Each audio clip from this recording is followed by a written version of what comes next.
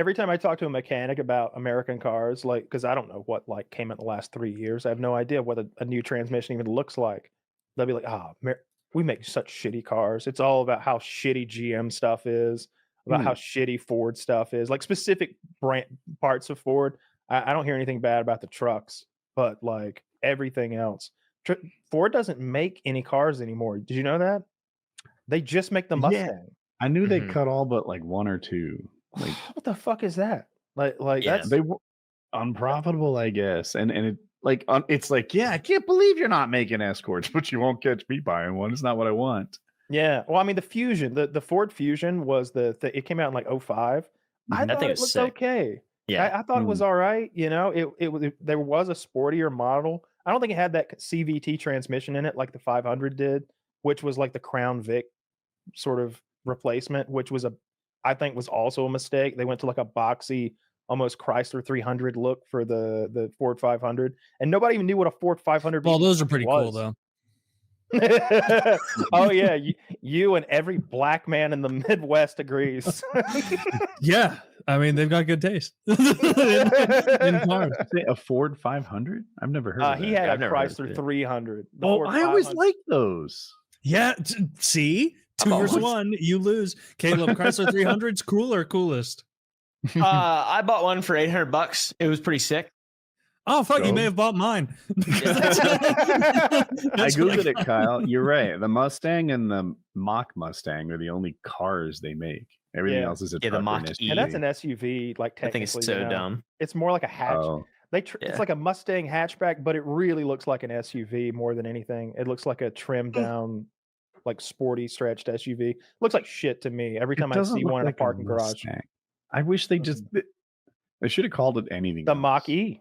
Let's call it the Mach-E if you're going to do anything. But I feel like it diminishes the Mustang brand because it's confusing. If you're not like a gearhead, if you're just a person who buys a new car every 20 years and you don't even look up from your life and have no idea, and you saw that Mustang Mach-E drive by, you'd be like, oh, it turned the Mustang into a mobile. Oh, that's Ford for you. Like you wouldn't know. That's how I feel about the smaller Bronco. And there's probably listeners out there in this one, but there's two Broncos. There's the big one, which is a dope truck that leaks testosterone as you drive it. And then there's the smaller one, which looks like every other mom mobile sort of, I don't know, a crossover SUV type thing.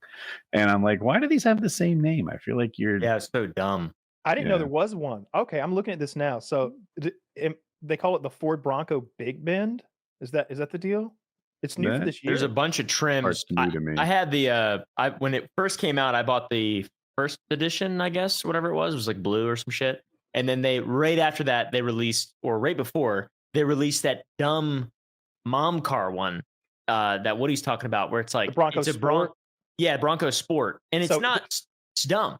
It's ugly. So the Bronco Sport is on the same platform as the Escape and the Maverick, which is a super bitch made platform.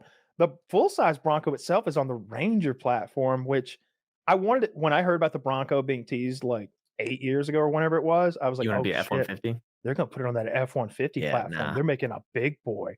And like now all we need is some old school trim packages to make it look like no. Like, why not? Did they just not want to cash the checks? Would the retail price have been $12,000 extra and it just wouldn't have worked? Like maybe that.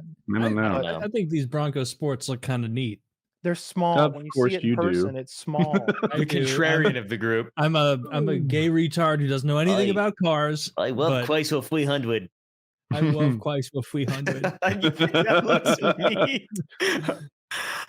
Oh, it looks like a little bit that Land Rover Sport, like the little baby Land Rover. It looks kind of like that. Clearly, the left one is the much cooler car. Yeah, I think I thought the right one was the left one when I was looking at it because it doesn't have any points of comparison. Just for shits and giggles, like show us a picture of the Slate e-truck with a package that makes it look like the Bronco now, because that thing's $20,000 and it's electric. That's the thing I'm excited about. I was thinking about buying the OJ version of it, which comes with a waiter's head.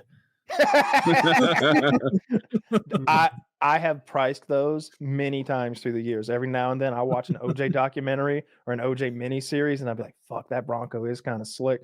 And I'll look up I think it's a 94 Ford Bronco in white XLT maybe. and they're expensive. They're like collector's items. You can't insult the man's style. Like, I mean, it was brand new for that year. Yeah, this is what I'm talking about. This is a $20,000 truck, and it's electric. Rough on the left. That's ugly. It looks like a car you'd see in like a Pokemon game. Looks like something you could buy out of Alibaba. I wish the wheels were better. I Taylor and Caleb just like the whole truck, but I'm like, if the wheels weren't, they look like the spare. Did it come with 4 spares? Yeah. Like the I don't know, dude. Steel wheels. ISIS wouldn't even use that to mount a machine gun on the back of.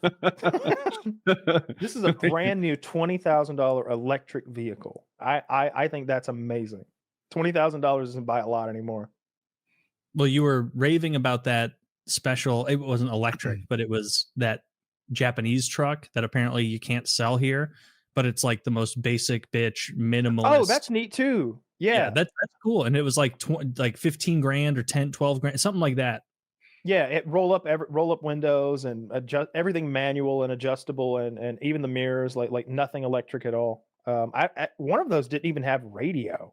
It's I think that's the one you showed me. Yeah, I like the idea of everything being optional. Like we would do a thing at the dealership where we would order a Ford Ranger and we would special order a stick shift with rubber floor mats and cloth seats. I think it had a radio. No, I don't. I think we deleted the radio even. And it had to have AC and heat. I don't think you could delete that. But just the worst truck imaginable. And we would sell it for $9,999. And everybody would show up to buy the $10,000 Ford Ranger and be like, what the fuck? I need a radio. And you've got them right over to the $14,000 Rangers, and you'd sell them one that you could make a profit on. That I lived that experience. Now I was like 16, only daydreaming about trucks, but I was like, ooh, this isn't bad. Like, this is reasonable, right? You could almost save up on summer jobs and winter jobs. I worked a lot and buy this kind of truck. And then I look at it, and I might be wrong, or Kyle is, but I remember it only having AM. And I'm like, I really would like FM. What the fuck? Those FM crystals are expensive. You don't like local talk? It seemed punitive. Like if you're gonna save money, we're gonna hurt you with this. It was punitive. Yeah, that's what they were doing. It's worse. AM is worse than no radio. Like all you get now is like emergency broadcast and scratchy NPR. Like that's awesome. Yeah.